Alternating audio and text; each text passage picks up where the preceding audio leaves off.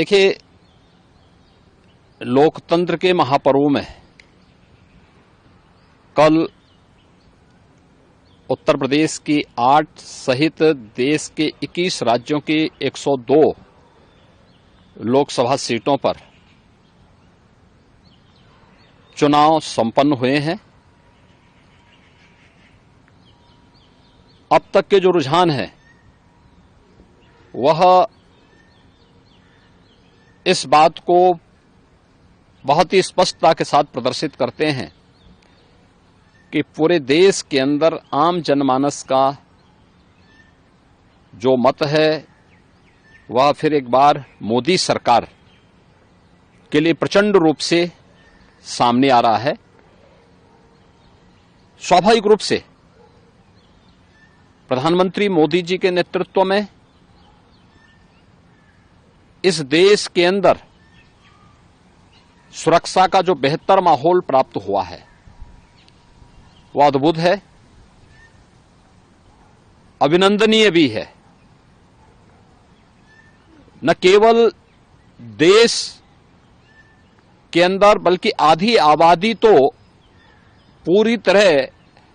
मोदी जी के सुरक्षा के इस मॉडल को अंगीकार कर रही है और उसी का परिणाम है कि प्रधानमंत्री मोदी जी के नेतृत्व में देश के अंदर जहां एक सुरक्षित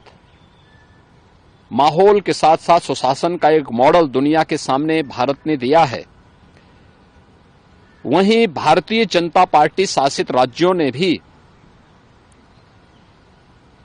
मोदी जी के नेतृत्व में, उनके मार्गदर्शन में सुरक्षा का एक बेहतर मॉडल देने का कार्य किया है। आपके सामने एक उदाहरण पर्याप्त है। अभी रामनवमी का आयोजन संपन्न हुआ है।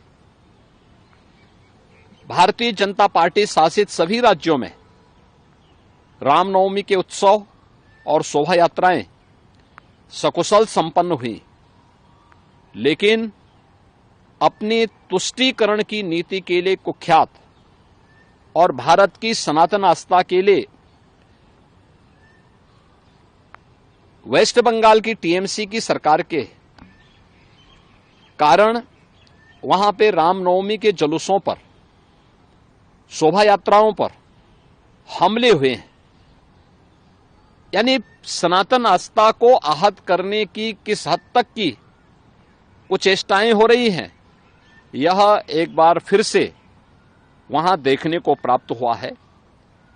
हमें नहीं भूलना चाहिए कि सुशासन की पहली शर्त रूल ऑफ लॉ है और